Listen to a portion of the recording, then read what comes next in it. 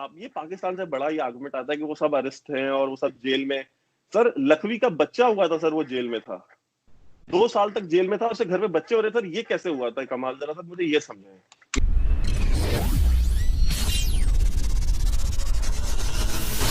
Hello guys, जय हिंद। कैसे हो दोस्तों? Welcome my YouTube channel Hindustan special. Pakistan हमेशा ही पीठ में छुरा घोंपने के लिए मशहूर है। जब भी भारत ने दोस्ती का हाथ बढ़ाया, पाकिस्तान ने पीछे से भारत की पीठ में छुरा घोंप दिया। पाकिस्तान हमेशा से यही करता है और करता रहेगा। पाकिस्तान हमेशा ये कहता है कि टेबल टॉक करके कश्मीर मुद्दे को सुलझाना चाहिए और दूसरी तरफ आतंकियों को कश्मीर भेज देता है। कश्मीर भारत का अभिन्न अंग है। आज की वीडियो में मेजर गौरव आर्या ने ये बताया है कि सीपैक हमारे लिए पीनट्स है, सीपैक हमारे लिए कुछ भी नहीं। और आज की वीडियो में मेजर गौरव आर्या, वैभव सिंह, हैरिस नवाज और आरजू काजमी ने और क्या कहा, तो चलिए दोस्तों आज की वीडियो की तरफ चलते हैं। अच्छा, इनका एक ये है वैभव जी का, मैं कहूंगी कि बड़े ही nice person, very nice human being. लेकिन जब हम इनका चैनल देखते हैं या हम इनकी ट्वीट्स देखते हैं तो वो हमेशा अजीब अजीब सी और खासतौर पे पाकिस्तान के बड़े खिलाफ होती। चीमा साहब आपसे काफी नाराज हैं, वैसे मैं यहीं पे बता दूं, चीमा साहब बहुत गुस्से हैं वैभव जी से। तो आप क्या कहेंगे इस बारे में कि क्यों आपका चैनल जो है वो इस तरह की वीडियोस लगाता है? इसमें मेजर साहब भी होते हैं और आप लोग बलूचिस्तान पे मुसलसल बात करते हैं और इसी तरह से आपकी ट्वीट्स भी होती हैं। देखिए, मुझसे तो आसिफ गफूर साहब बहुत नाराज थे, तो अब आसिफ गफूर ने नाराज होकर क्या कर लिया था, चीमा साहब नाराज होकर क्या कर लेंगे। तो पहली चीज तो वो। दूसरी चीज इन्होंने बताया कि अब मुझे थोड़ी हंसी भी आई कि उन्होंने कहा कि बुरहान वानी ने शम्मा जला दी है और वो ऐसी शम्मा है। अब देखिए सर, मुझे नहीं पता, आपको शायद इसके बारे में पता हो नहीं पता हो, बुरहान वानी मारा गया था जब, तो उसने वो मारा इसलिए गया बिकॉज उसकी 5 गर्लफ्रेंड्स थी और वो एक गर्लफ्रेंड ने टिप ऑफ कर दिया आर्मी को कि वो दूसरी गर्लफ्रेंड से मिलने जा रहे हैं। उसको मालूम चला, वो जेलसी के मामले में उसको इन्फॉर्मेशन मिली, वो मार दिया गया। तो सर अब ऐसे लोग जो, मतलब ये कौन सी शम्मा जलाते हैं सर, अब मैं क्या बोलूं। अच्छा, एक बात ये है कि आपने बात की थी कि वो बुरहान वानी शहीद है। देखिए सर, आपके यहाँ तो वजीर आजम ने उसामा बिन लादेन को शहीद बोल दिया, तो बुरहान वानी तो शहीद है ही है, फिर तो वो कोई बात ही नहीं है। जब उसामा बिन लादेन शहीद हो सकता है और वो नेशनल असेंबली में खड़े होकर के उसके ऊपर तबसरा कर रहे थे कि उसको शहीद कर दिया अमेरिका ने, तो अभी उसमें मैं क्या बोलूं। अब वो भी चीज आपकी ठीक है, आप उसको शहीद बोल सकते हैं, आपका नजरिया। बलूचिस्तान जो है, बलूचिस्तान देखिए, नेहरू लेके गए थे कश्मीर का इशू, नेहरू की गलतियों की कीमत अदा करना हिंदुस्तान ने बंद कर दिया सर। और नेहरू ने वही नहीं, नेहरू ने और भी बहुत सारे ब्लंडर्स किए जिनको रेक्टिफाई किया जा रहा है और वो चीजें धीरे धीरे रेक्टिफाई होंगी। मुझे पता है गांधी से और नेहरू से बहुत प्यार आजकल जागा हुआ है पाकिस्तान में लोगों को कि ये गांधी वाला हिंदुस्तान नहीं रह गया, अब ये नेहरू वाला हिंदुस्तान नहीं रह गया। तो ठीक है सर, अब आप अगर आपको इतनी मोहब्बत थी तो आप अलग क्यों हुए? पहली चीज, जिन्ना की तस्वीर पीछे लगाते हैं और आगे बैठ के तबसरा कर रहे होते हैं नेहरू और गांधी के बारे में, उनसे अपनी मोहब्बत का इजहार कर रहे होते हैं आपके वजीर आजम और दुनिया भर के जो एनालिस्ट हैं। तो बलूचिस्तान का जो इशू है वो नेहरू नहीं लेके गए, तो ये कोई इसका मतलब ये नहीं कि हम उसकी बात नहीं करेंगे। बलूचिस्तान का जो मसला है वो, कश्मीर में तो आर्म्ड इंसर्जेंसी 1989 में शुरू हुई, बलूचिस्तान में तो आर्म्ड जो फ्रीडम मूवमेंट है वो 1948 से चल रही है। जो खान ऑफ कलात के जो भाई थे, he was the first person to take the part to the mountains. सबसे पहले वो माउंटेन्स पे चढ़े थे 1948 में और उन्होंने आर्म्ड मिलिटेंसी शुरू करी बलूचिस्तान में। तो आप जब कंपैरिजन करते हैं, और आपने कहा कि हम तो उनको मटेरियल सपोर्ट नहीं करते, हम ये नहीं करते, हम वो नहीं करते। सर देखिए, मुशर्रफ साहब ने किताब लिखी है, आपके यहाँ बहुत सारे जनरल्स ने किताबें लिखी है, और आपके यहाँ जो अभी हैं कुछ लोग, ये रिटायर हो जाएंगे तो ये भी लिखेंगे कि उन्होंने कैसे पीओके में कैंप्स बनाए, वो कैसे लोगों को लेके आए, फिर कैसे जेकेएलएफ को इसलिए जेकेएलएफ बोला गया ताकि उसका कोई रिलीजियस कॉनोटेशन ना निकले, क्योंकि it should sound like western freedom movement. तो जम्मू कश्मीर लिबरेशन फ्रंट नाम दिया गया, कोई इस्लामिक नाम नहीं दिया गया। फिर बाद में इस्लामिक नाम की तंजीमें बनाई गई पाकिस्तान के अंदर, जो कि वहां पे हमेशा एक्टिव रही हैं। तो सर आप डिनाई कर दें, मैं डिनाई कर दूं, मुझे नहीं पता रॉ बलूचिस्तान में क्या करती है क्या नहीं करती है। मेरे हिसाब से तो सर कुछ भी नहीं कर रही है, उसको बहुत कुछ करना चाहिए। मैं तो यहाँ पे जब भी लोगों से मिलता हूँ तो मैं तो हमेशा कंप्लेन करता हूँ कि रॉ कुछ कर ही नहीं रही। ये पाकिस्तान से बड़ा ही आर्गुमेंट आता है कि वो सब अरेस्ट हैं और वो सब जेल में। सर लखवी का बच्चा हुआ था सर, वो जेल में था, 2 साल तक जेल में था, उसके घर में बच्चे हो रहे। सर ये कैसे हुआ था कमाल, जरा सर मुझे ये समझाएं। ये मैंने नहीं सुना, ये आपसे सुन रहा हूँ। मेरे नॉलेज में अरे बात है। सर ये ऑन द रिकॉर्ड है सर। देखिए पाकिस्तान में आप एक बच्चा हुआ था, एक बच्चा हुआ था, उसका बेटा हुआ था जब वो जेल में था, एक बच्चा हुआ था। देखिए लड़ाइयाँ ये चलती रहेंगी। आप जो बात कर रहे हैं terrorism, Pakistan is in not involve now. फिर आपके प्राइम मिनिस्टर उस वक्त जो नेहरू गए थे वहाँ पर यूनाइटेड नेशन में, तो अगर आपको उन पर एतराज़ है दैन आप एक डिस्प्यूट तो रिकग्नाइज है ना, इसको तो हम नहीं कह सकते रिकग्नाइज नहीं है। तो why don't you sit with Pakistan and try to resolve it.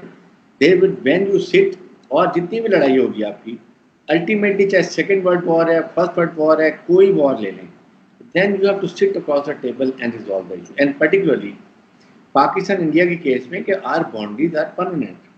जो neighbors permanent होते हैं, boundaries permanent होती हैं, you should learn to live peacefully. It is both of us. ठीक है।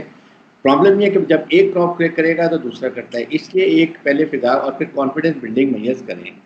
देयर 101 अदर इश्यूज, आप वो भी नहीं बात करना चाहते। मैं तो ये कहता हूँ now is high time, we are both are nuclear countries. हमारे अवाम चाहते हैं इकोनॉमिक प्रॉस्पेरिटी, इकोनॉमिक तरक्की, सोशल वेलफेयर बीइंग चाहिए, तो आप बैठे। जी मेजर साहब, लेकिन एक चीज और है कि आप लोगों को सीपैक से भी प्रॉब्लम है, और आपको लगता है कि जैसे ब्रिगेडियर साहब ने कहा कि बैठ के बात हो सकती है। अच्छा, दूसरी चीज है कि 1994 में इंडियन पार्लियामेंट ने एक रेजोल्यूशन पास करा था कि the entire state of Jammu and Kashmir belongs to India which includes PoK and Gilgit Baltistan. As an Indian, my parliament's 1994 resolution supersedes United Nation Security Council resolutions of 1948। Number 1, India बिल्कुल इस चीज को मानने को तैयारी नहीं है।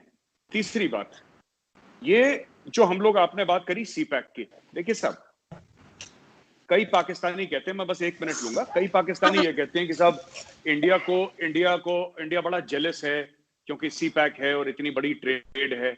मैं पहले भी आप ही के वीडियो में बता चुका हूं कि सीपैक टोटल अभी इन्वेस्टमेंट $45 बिलियन का हुआ है, 45 बिलियन का वो, और जो 60 बिलियन है वो 15 साल के पीरियड में होना है पाकिस्तान में। मैंने डॉक्यूमेंट्स पढ़ी है सीपैक की।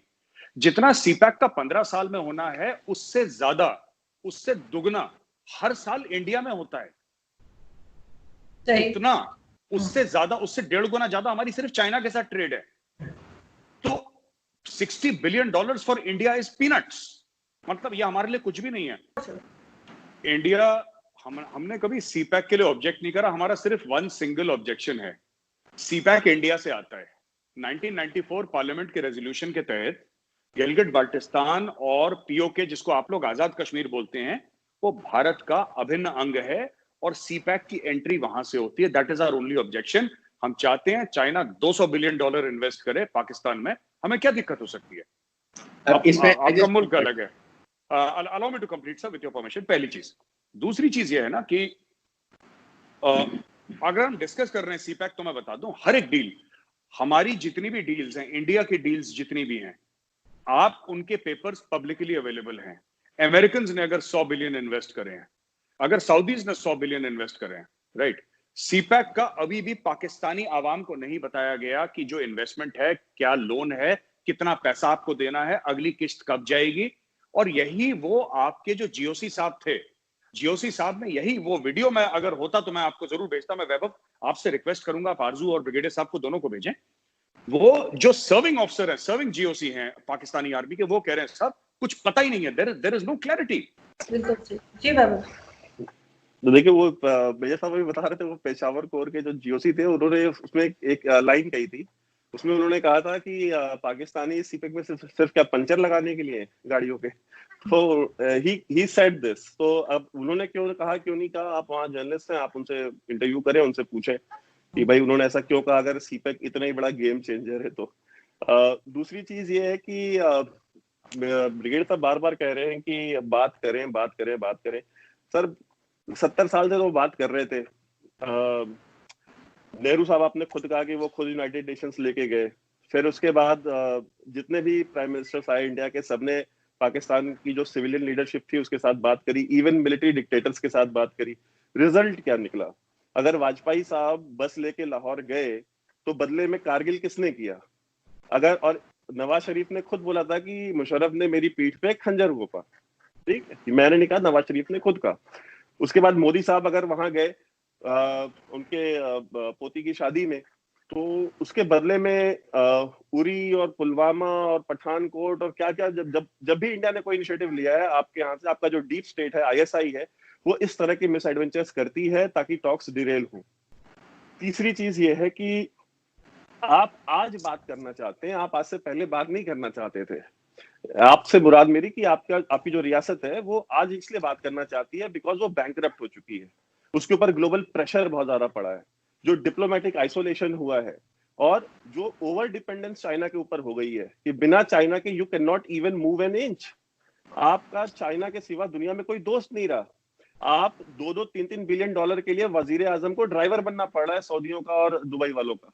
तो जो आवाम जाकर के काम दुबई में करती है वो काम आउटसोर्स कर लिया पाकिस्तान में ही वजीर आजम ने। इमरान खान के एक ट्वीट का जवाब नहीं दिया आज तक, और उनके पास टाइम है ना। हाँ, और इमरान खान ने कम से कम 500 ट्वीट किए होंगे अगस्त से लेकर अभी तक, एक ट्वीट का जवाब नहीं दिया मोदी ने। तो ये सर डेमोक्रेसी में ये होता है, जब एक जो बंदा इलेक्टेड होता है ना, वो एक इलेक्टेड बंदे की तरह सोचता है, और जो सिलेक्टेड होता है वो सिलेक्टेड की तरह बिहेव करता है। अब हुआ है ये सच है। आप तो ये सब जो चीज है। दूसरी चीज, ये जो दादा का बच्चे का केस बताया, वो मस्जिद से फायर करा था टेररिस्ट, और जो बच्चे को ले गए थे उसको चॉकलेट देके उसके घर में हैंडओवर करा था, और उसके पहले वो बच्चा साइकेट्रिस्ट के पास गया था because he was very deeply disturbed. किसी के दादा को क्रॉस, देखिए बात ये ना, और उसके जो खानदान वाले कह रहे हैं, मैंने एक सवाल पूछा तो लोगों ने बोला कि वह बात तो ठीक है, उनकी जो बेटी थी, बेटी कह रही है जी सिक्योरिटी फोर्सेस ने मेरे बाप को मार दिया। मैंने उनको बोला कि उनसे जाके पूछना, आप थे वहां पे, आप थे वहां पे। ये एक इम्तियाज हुसैन है, वेरी फेमस ऑफिसर, बड़ा जाबाज ऑफिसर है कश्मीर पुलिस का। इम्तियाज हुसैन ने अपना एक एग्जांपल दिया था ट्विटर में, उनकी 14 साल की कजन को मारा टेररिस्ट ने, 14 साल की कजन को मारा। उनका ट्वीट है इम्तियाज हुसैन के, आप ट्विटर हैंडल पे जाइएगा, ब्लूटिक हैंडल है उनका। इम्तियाज हुसैन साहब ने बोला कि मेरे कजन सिस्टर को मारा, बहुत पहले की बात है, और मेरे घर पे फोन आ गया कि तुम ब्लेम करो कि बीएसएफ ने मारा है। कह रहा है ये कश्मीर है जहां पे लाशें बिकती हैं, डेथ सेल्स। मैं सिर्फ ब्रिगेडियर साहब से एक सवाल पूछना चाहता हूँ। ब्रिगेडियर साहब ने ये बोला ना कि ये टेररिस्ट अलग होता है और फ्रीडम फाइटर अलग होता है, तो मेरा ब्रिगेडियर साहब से ये सवाल है सर कि लश्कर तैयबा वाले जो हैं वो फ्रीडम फाइटर हैं कि टेररिस्ट हैं, और जो बीएलए वाले हैं वो फ्रीडम फाइटर हैं कि टेररिस्ट हैं? बस मैं ये जानना चाहता हूँ।